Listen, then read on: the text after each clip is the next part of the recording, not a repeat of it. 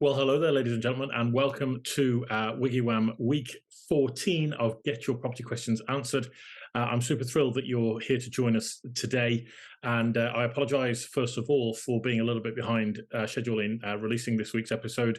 Unfortunately, I've been struggling with a little bit of, I don't want to say migraines, but pretty continuous headaches over the course of the last week or so, and it's sort of set me behind on getting these videos out there to the general public. So apologies about that. I know some of you are keen to keep updated on what we're up to and keep updated with your questions and that sort of thing as well. So I'm not going to hang about this week. We're going to get straight into things. We've had a number of questions that have come in from our fabulous WiggyWam community. So let's get cracking on with those questions straight away.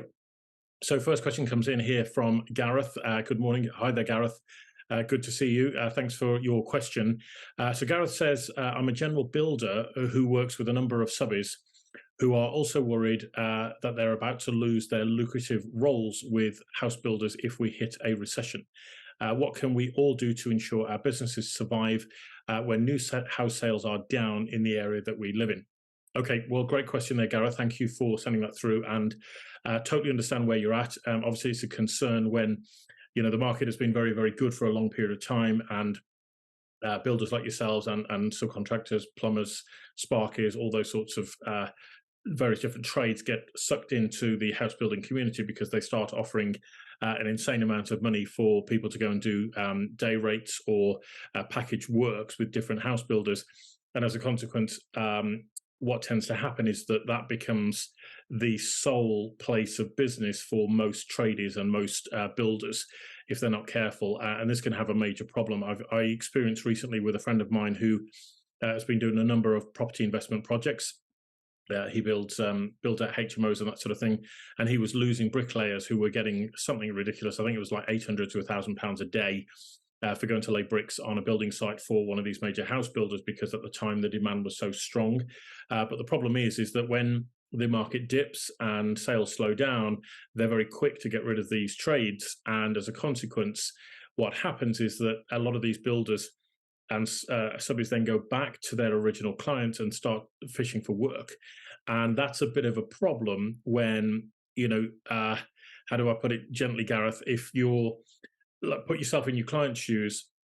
If you're a client and you've built up a working relationship with a tradie or a subby, and all of a sudden they're no longer available because they've got better work, shall we say, better work available for them, then they've then got to go and find somebody else to fill your shoes. So when you come back and say, oh, by the way, have you got any work knocking about, they're going to politely tell you no, because they've already filled that role with somebody else. And this is what I see time and time again, unfortunately, with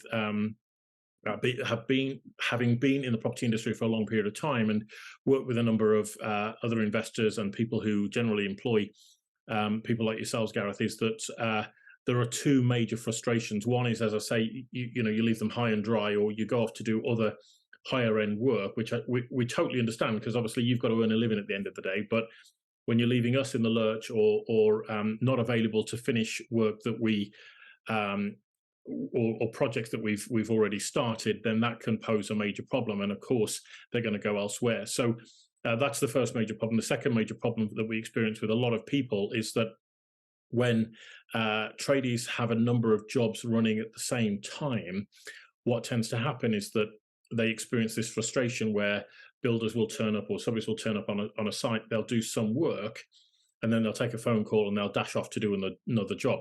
And part of the reason they're doing that is outside of emergencies where, it is a genuine emergency, you've got to down tools and run off and do another job because there's water pouring through a ceiling, for example.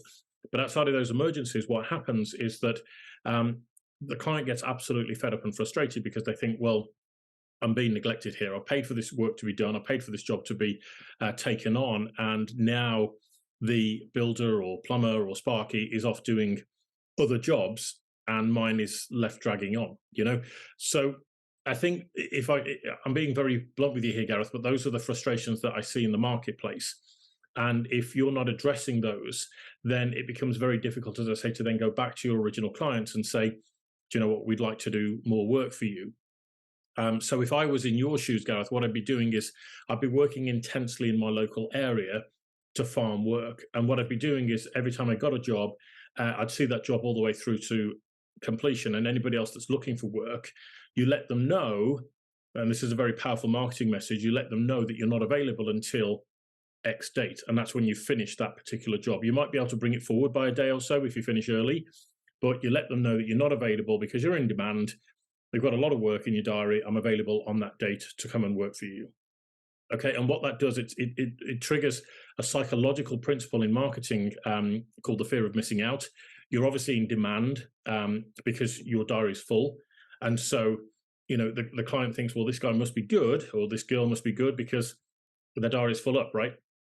So if you say I can only do it on this date, I may be able to bring it forward by a day or so, but that's exactly the date when I can start.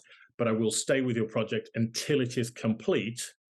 That gives massive reassurance to homeowners and investors and other people alike, because they know that the work isn't going to drag on for months and months and months at a time. Okay, and then the second thing I would do, once you've done a good job and you paid strict attention to detail in what you're doing, because that's again another thing that upsets people, is that there's mud been dragged in from outside, and the carpets have been wrecked, or there's dust everywhere. If you paid attention to detail in everything that you're doing, you'll have done a good quality job, and therefore you can ask for referrals from that particular client if they know anybody else who is thinking about doing work, because invariably homeowners are, right? There might be odd jobs that need to be done. There might be this, that, and the other. And one of the most powerful things that I think anybody can do, particularly if you're a general builder, Gareth, and you're struggling for work, I can honestly guarantee you that there must be thousands of homeowners in your area that have got little odd jobs around the house that they've been collecting for a while, and they think, oh, I must get somebody in to do that, but they won't, because they think that they've got to pay you 250 quid a day or more to get these jobs done. And one of the most powerful advertising techniques I've seen in the press is people, when they place an advert, they say no job too small. And if you stick by that and commit to that, so you might have elderly people in a particular area who have got a leaky gutter that's not being addressed. It might only be a 20, 30, 40 quid job, but you'll be surprised that when you go and do that, that there might be, a curtain pole that needs to be hung, or there's, other bits and pieces, a door handle that needs to be fixed, all these sorts of things that you can probably stack 4 or 5 of those jobs into one property, and then you move on to the next one because you're getting the referral from those people to then move on to the next job. Does that make sense? So I hope that gives you some kind of a heads up there, Gareth. That's exactly what I'd do if I was in your shoes. I wish you the best of luck with making that work for your business. Obviously, if there's anything we can do from our side, then please do let me know. I'd be more than happy to help you out there, Gareth. All right. So thanks for the question. Moving on, question number 2 here has come in from Simon. So Simon says, Simon says, sorry about that. Yeah, Simon says, do you feel vindicated with your predictions on falls in house prices now that other big name players in the industry, such as the boss of Rightmove, are also commenting house prices will fall by 20%? Okay, nice and short question there, Simon. Thank you for sending that in. I don't know about whether I feel vindicated in it all, to be honest with you. I think, what's that saying? That a stock clock is right twice a day, if that's what they say. But I think that there's a lot of concerns, and I've said this before on previous webinars, so forgive me if I'm repeating myself here. But my concern has always been, since 2008, or 2007, 2008, when we had the banking crisis and the credit crunch, I've always been concerned that there's been major problems brewing in the banking industry, and they've not been addressed for a long time. Okay, so what we've seen recently, which is my biggest concern and red flag for the likes of you and I and the general Joe public out there, is that what's recently happened is there's been a relaxation of the banking rules, and these banking rules were put in place in 2008 to stop the same sort of risky gambling that banks were doing in the past. And this is what caused the credit crunch, because all of a sudden banks lost faith in one another. They lost faith with the public as well, but they lost faith with one another, and then they stopped providing liquidity to one another, which caused everything to begin to grind to a halt. Okay, now those problems, in my humble opinion, and I'm no expert on this, but from what little I do know, those issues have not been sorted out. They've not been addressed, and as a consequence, Mr. Hunt's relaxation of the banking rules recently is, I think, going to cause a lot more problems and a lot more headaches. And I can't help but wonder that it might be some interesting timing that has taken place on the basis that I've seen numerous figures floating around that suggest the bank's balance sheets with all this risky, how do I put it? All this risky bad debt that they were carrying. Let's label it as bad debt or subprime debt, as it were, or shall we say bets and swaps in the various different markets that they've been dealing with are completely out of control. I mean, the numbers are eye-watering when you start to look at it in context. So whether that leads to a cataclysmic meltdown in the banking industry, it's quite possible. And one of the things to think about is that when you look at every fiat currency over the course of the last 5,000 years, this is something that Mike Maloney does a very good series on YouTube. If you search for Mike Maloney, I think it's called The Secrets of Money or something like that. You'll have to forgive me, but if you look at Mike Maloney on YouTube, he does a 10-part video series. And he walks you through what's happened with every fiat currency. And what you and I use nowadays, if it's not clear to you, Simon, is that we use fiat currency in today's banking world and in today's economy. And fiat currency is nothing more than an IOU or a promise to pay. I didn't anticipate going this deep into this question, but it is effectively an IOU. And the problem with fiat currency is that every fiat currency over the last 5,000 years apparently has failed. And then you get situations like what's happened in Zimbabwe. You probably remember the images from the 80s of in Zimbabwe when the banking system started to collapse and people were literally taking wheelbarrows full of banknotes to the store just so they could buy a loaf of bread because the currency became absolutely worthless. And this is the major problem that we are potentially facing right now, is that the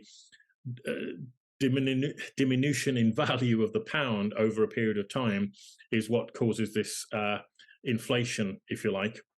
And I'm putting it in inverted commas because it's not actually inflation, it's currency debasement, if you look at it that way. So the value or the purchasing power of each and every pound starts to reduce over a period of time.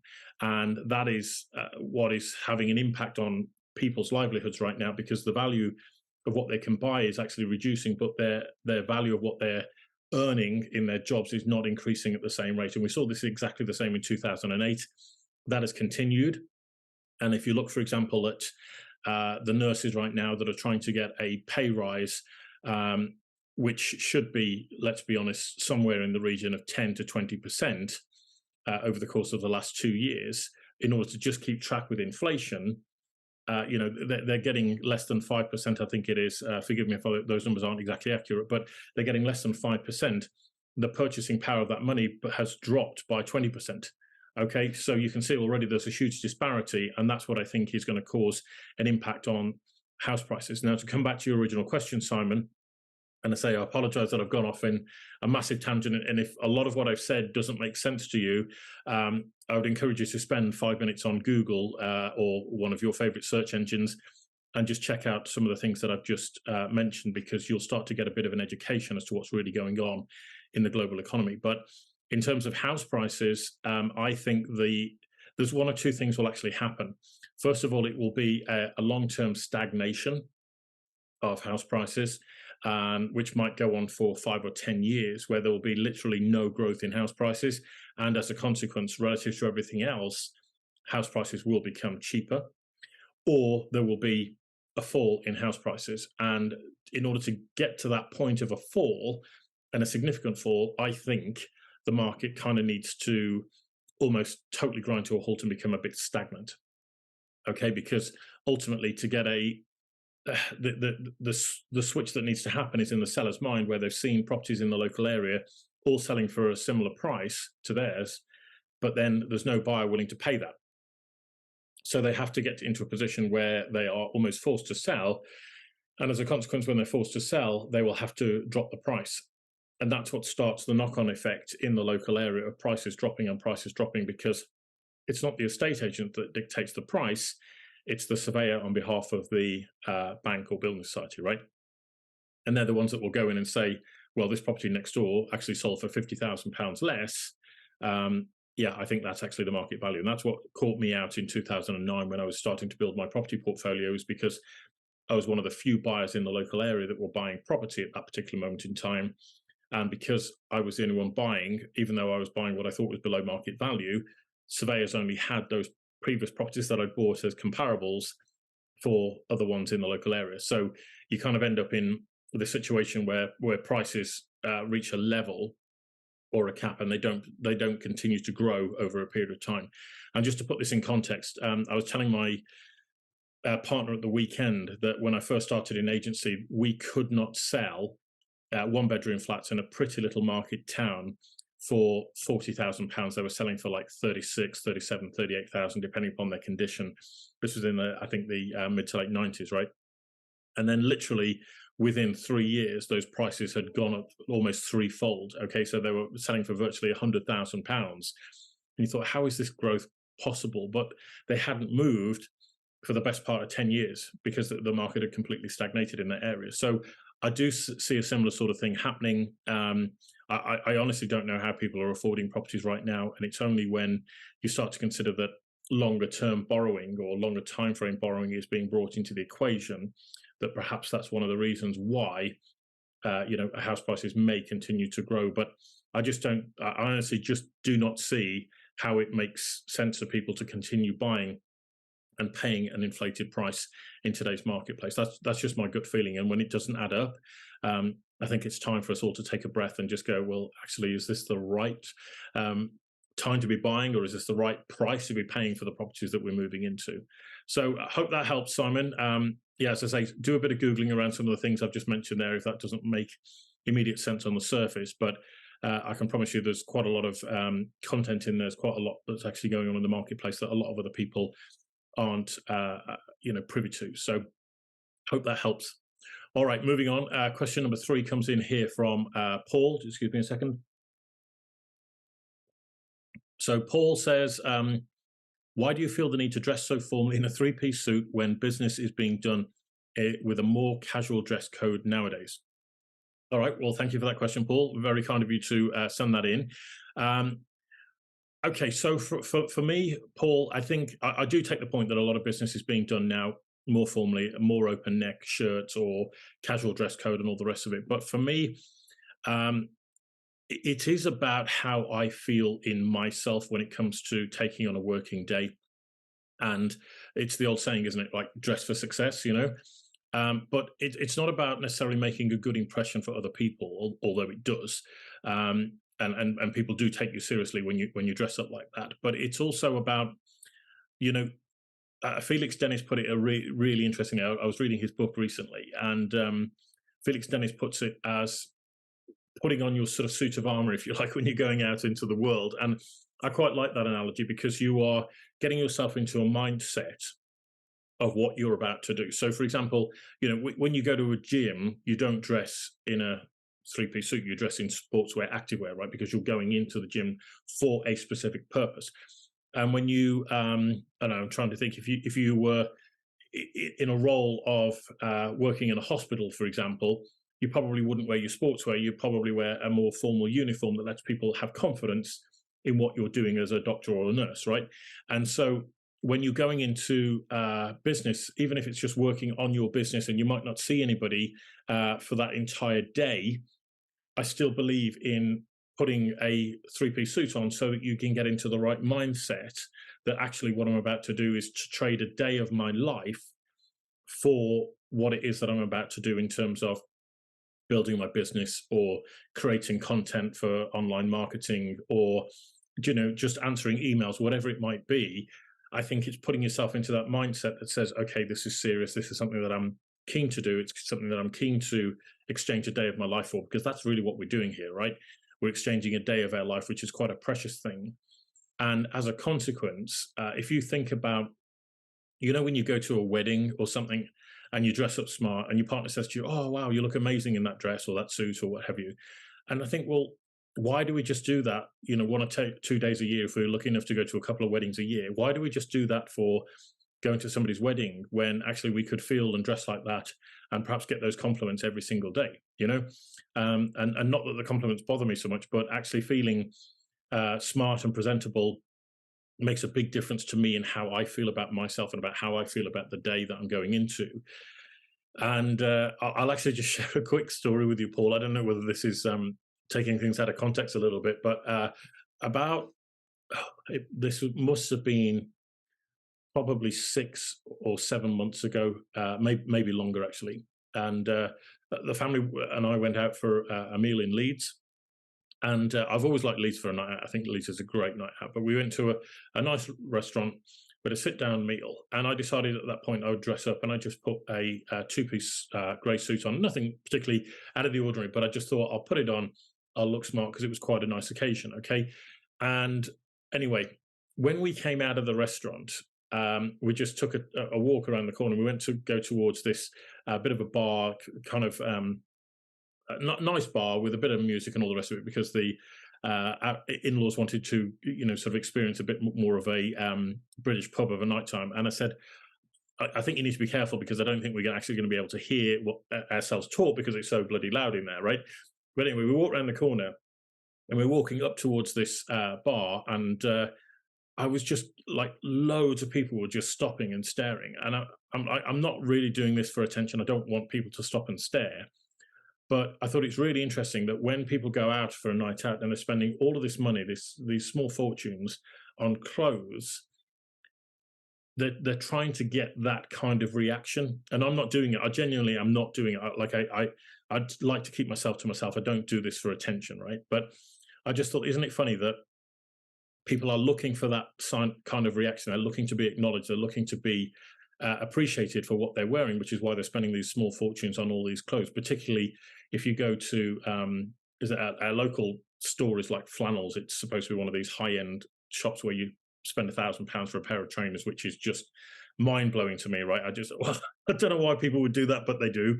And they're kind of looking for that reaction from people by going out there and spending that sort of money on an item of clothing, when you could just get the same effect by going out and buying a nice 2 or 3 piece suit and dressing up smart and with a little bit of, dare I say it, class and elegance, if I can put my neck on the line to say that, Paul. So that's my view. That's why I do it. As I say, I think I've noticed in the past when I first started, when we started building WiggyWam, I wanted to be kind of one of these young, hip and trendy brands, I'll be honest. And so we had some polo shirts made, and I used to dress in jeans and trainers and polo shirts. And, I'll be honest with you, my work ethic was nowhere near as good as when I dressed up in a suit. Like it's just what I found within myself. It's just how I found that I work.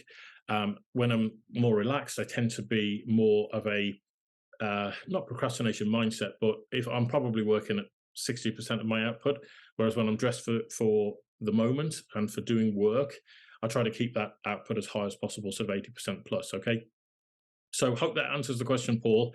Maybe there's something in there for you to take from it. I don't know, but yeah, thanks for sending that question in, and really appreciate your time. All right, moving on. Thank you for that question, and moving on to Andy. So question number 4 comes in from Andy here. Andy says, I think I'm being fleeced by my letting agent. I'm the landlord of a property. It's my first time doing this. I just discovered that the letting agent is charging my tenant £250 above what we agreed for the rent when I hired him. I already pay him 10% in fees. I also discovered he doesn't have a premises anymore, which was the place I visited. He now appears to be working from a home address, and since our initial meeting over a year ago, he rarely ever answers my calls. I don't believe the authorities know he works from home, and now as his old address is still showing on the tenancy agreement, should I report him? Is this kind of practice legal? I want to get rid of him now, but not sure if I can just drop him if I have a contract. We're into the 2nd year of working together. What can I do? All right, Andy, well, sorry to hear that you're in that position. First things first, Andy, I think where you're at, it sounds to me like you've got involved with either a property investor or an agent who is learning property investor tactics. And I don't know what the arrangement you've got here is, but it might be that you're under what could be a guaranteed rent arrangement. That is a possibility. I don't know. As I say, I haven't seen the tenancy agreement.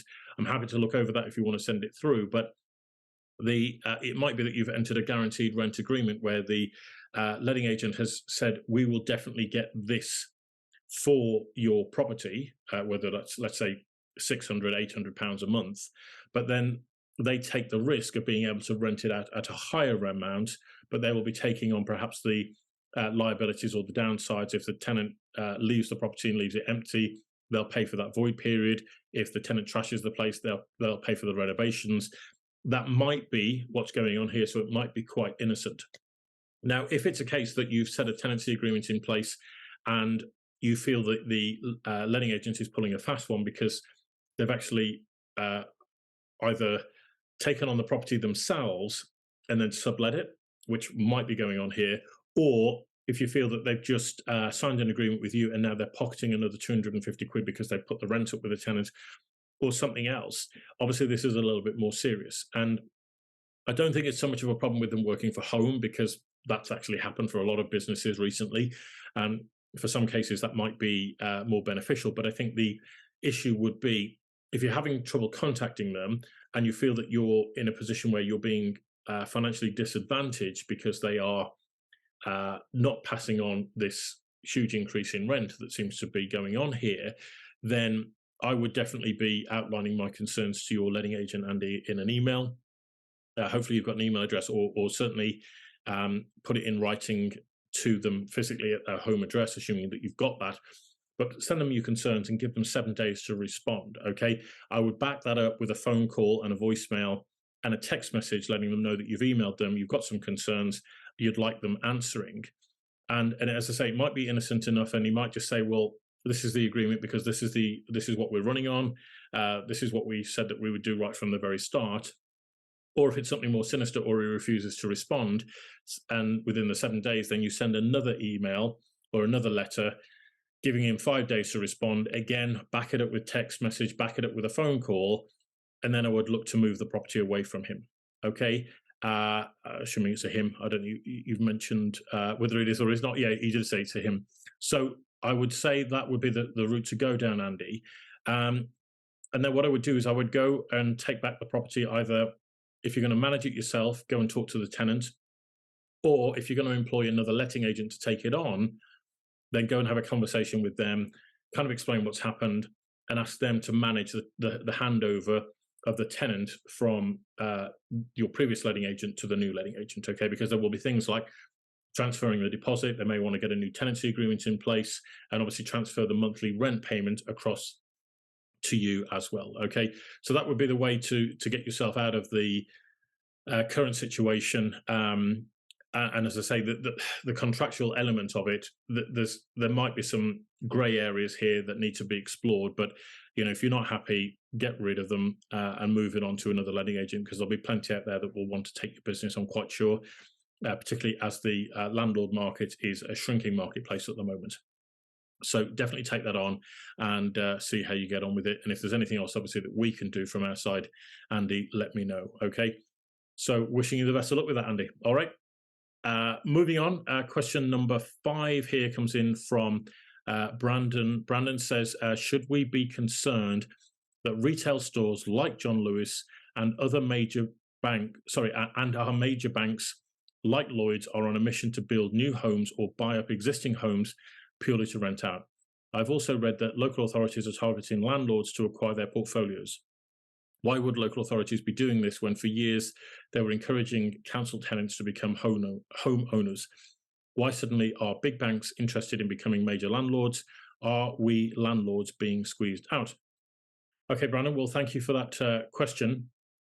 And I think, how do I put this mildly, Brandon? I've got a lot of experience in this area, most of which is probably not for public consumption, if I can put it that way. There's been a lot of digging that I've done in the background around what's actually going on here and why this is actually happening. And I honestly do feel that we need to be concerned that not only are landlords being squeezed out, I think that's fairly obvious by the regulation and everything else that's happening at the moment. But I think there is a flip side to this, which I'm going to cover in a moment. Now, the problem that people have got as being landlords is, if you look at most landlords, how they started their journey, you've got the very old landlords, the established stock that have been around for a long period of time. And I'm talking, shall we say, estate owners, right? People that have had estates for generations, that have been passed through the ranks time after time after time. And those people have owned the property, they're bought outright, they don't owe any debt on them or anything like that. And as a consequence, their portfolios are pretty solid, okay? And occasionally they will sell off different assets and this, that, and the other. But on the whole, generally speaking, those portfolios are managed as within their own business, if that makes sense.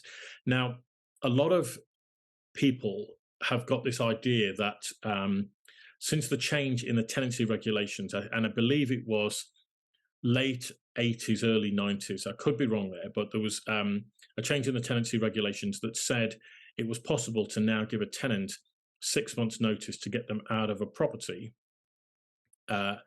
Sorry, let me start again. It was possible to give tenants notice to get them to vacate the property, and as a landlord you would give them 2 months notice under a section 21, and that would kick them out of the property and allow the landlord to take back possession. As a consequence of that change in legislation, it opened up the buy-to-let mortgage route for a lot of investors. And even though landlords are very, very unlikely to default on their mortgages, the banking industry has pumped an incredible amount of money into people being able to now acquire and build their own portfolios. And what people were doing, because of this boom in house prices, a lot of landlords went in and they started buying up properties. The properties were increasing in value.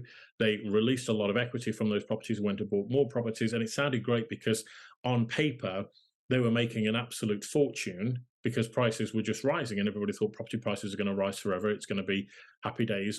And people were very quickly building up substantial portfolios of property. And then other people were looking at them from the outside and going, how is this guy able to buy 5, 6, 7, 10, 20, 30 properties from a standing start? And it was because of the perfect mix of financing through buy-to-let coming into the marketplace and also rising house prices that triggered this sort of buy-to-let boom. And many landlords got into the business. Now, the problem that they've got is that the model of constantly refinancing doesn't necessarily take into account capital gains, okay? So people will take the equity because, there's no tax to pay on debt because they're refinancing to take their equity out, right? But there is a capital gain to pay when you sell the property because when it's gone up. And most landlords have squeezed the equity to such an extent that the equity no longer covers the taxable gain in the increase in value of the property. I hope that makes sense. Okay, so that's something to think about in terms of the model. And looking back at it, if I was to start my journey again as a property investor, quite honestly, what I would be doing is buying properties, doing them up and selling them, buying, doing up and selling, flipping those properties, and end up with a smaller portfolio, but with properties that were bought and paid for.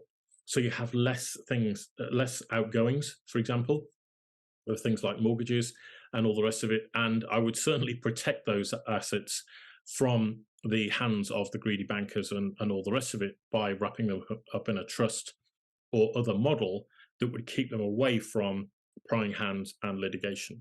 Okay, so that's what I would do if I was in a landlord's shoes right now. I'd look at a portfolio restructure where you end up with lesser numbers but more security. Okay, and hopefully that thinking makes sense.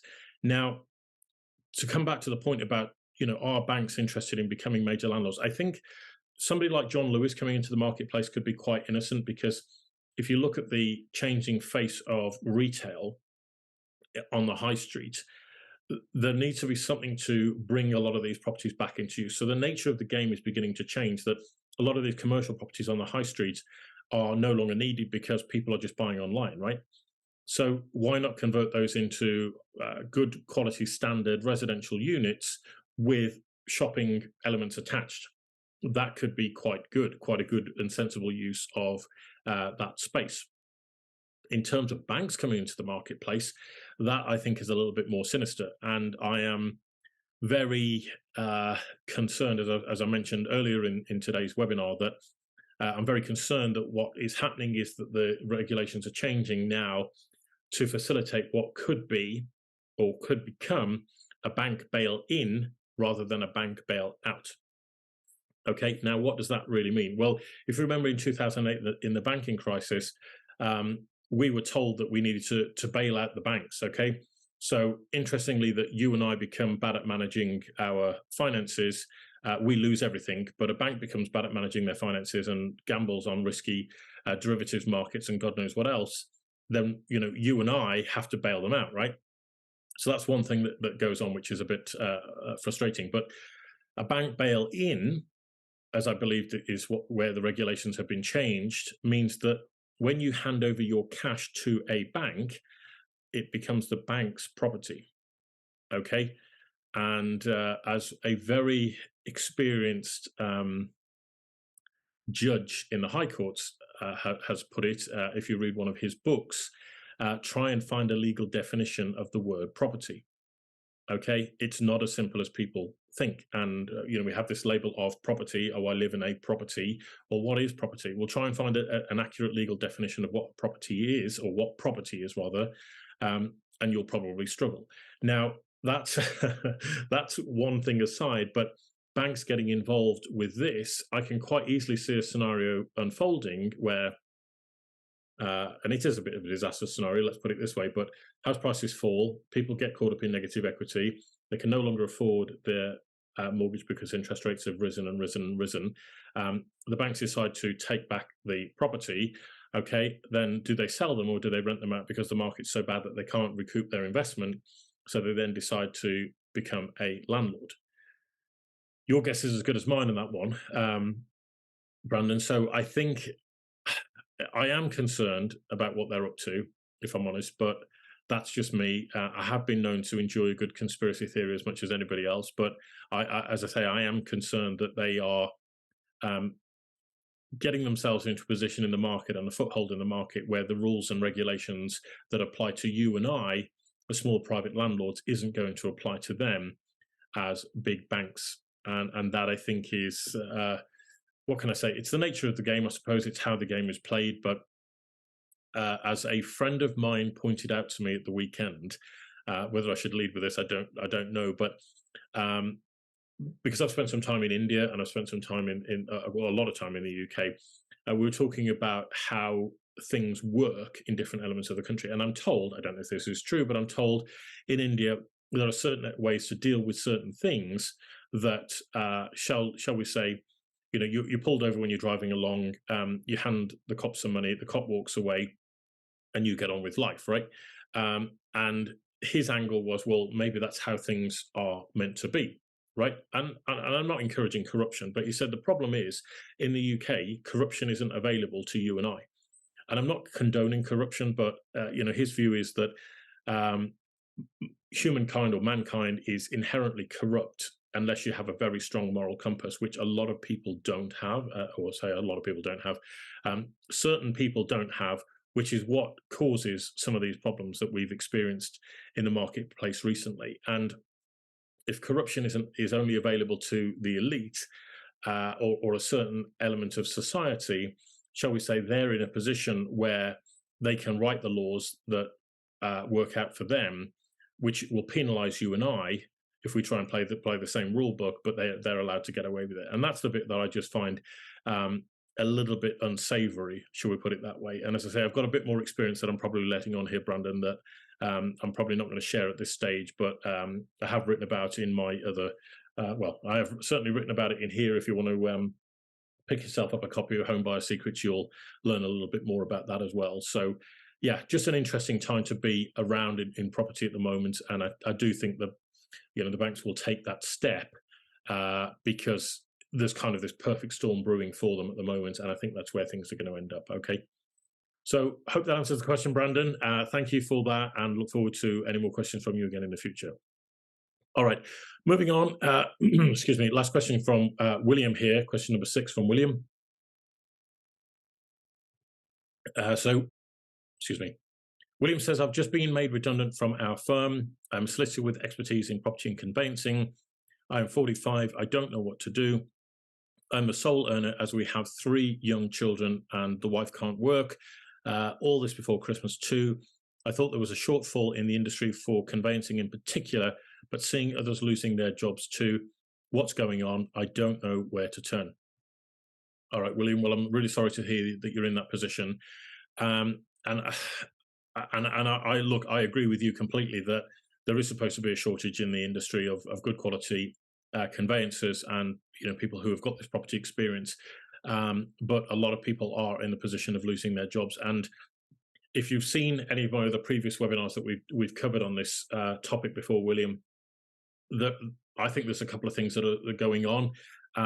One is that some firms are choosing to get ahead of the marketplace and are choosing to cut staff now because they're anticipating a slump in the marketplace. But quite honestly, the second thing that's actually going on is that you've got a lot of conveyancing firms or businesses that run conveyancing as a sideline are frankly unprofitable. And the reason they're becoming more and more unprofitable is because your professional indemnity insurance is increasing year on year. And that is wiping out a lot of the profit margins from conveyancing and a lot of businesses. And as a consequence, a lot of what they call jobbing conveyancers. And what a jobbing conveyancer is that it's a law firm that deals with conveyancing, but it doesn't deal with it as its, shall we say, core activity. So as a consequence, unfortunately, law firm professional insurance providers are deeming them jobbing conveyancing firms, and as a consequence, they're putting their premiums up, not to the same extent that it would apply if you were, shall we say, a factory conveyancing firm who just deals with conveyancing, and they're running very swift operations. They're running conveyancing through their process very, very quickly.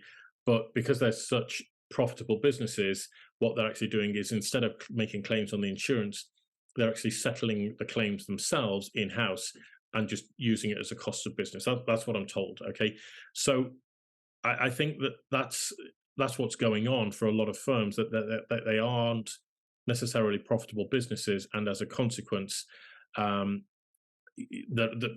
just having to cut staff and close conveyancing departments because that's the pressure point on the rest of the business. And I suppose it's a bit like having to lose a limb because of gangrene sets in, rather than dying as a result of that infection. Okay, bit of a horrible way to put it, William, but I think from a lot of conveyancing firms, or particularly solicitors firms that run conveyancing, they're choosing to close down or reduce down completely their conveyancing arm so that the professional indemnity insurance doesn't wipe out the rest of their business. Okay, so that's what I think is actually going on.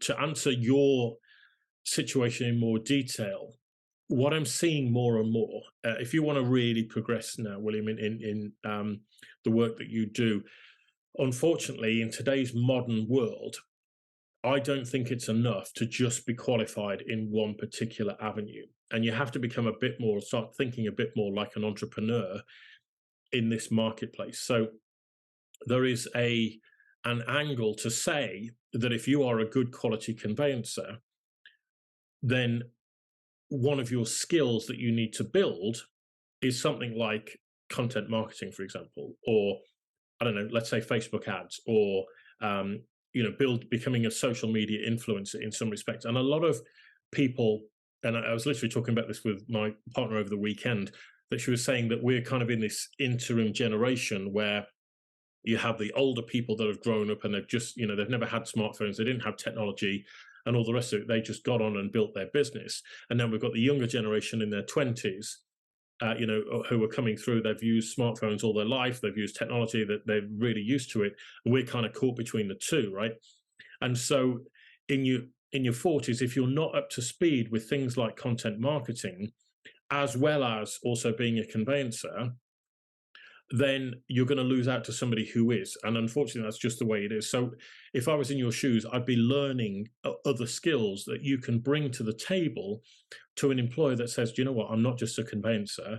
I've also started my own YouTube channel or whatever it might be, to put content out there. And the beautiful part about it is that a lot of this is free to do. So most people have a smartphone. If you haven't got a smartphone, you can get one for not a lot of money. You can start putting content out on YouTube, Facebook, Instagram, Twitter, all these places for free. Okay, there's never been a time in the world where with an internet connection and a smartphone that you can access all of this content and send it out to the world from the comfort of your home for free.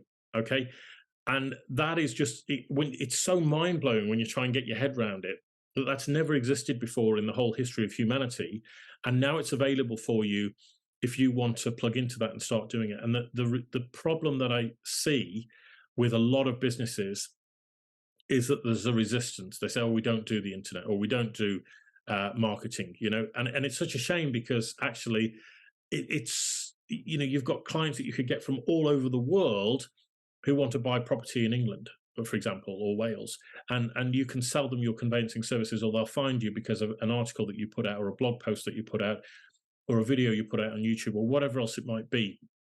And you're starting to then become an authority in that area, and as a consequence, will then start to gain more traction, more followers, and more results, shall we say, for your employer or your own firm. And the only problem is that it takes time to do.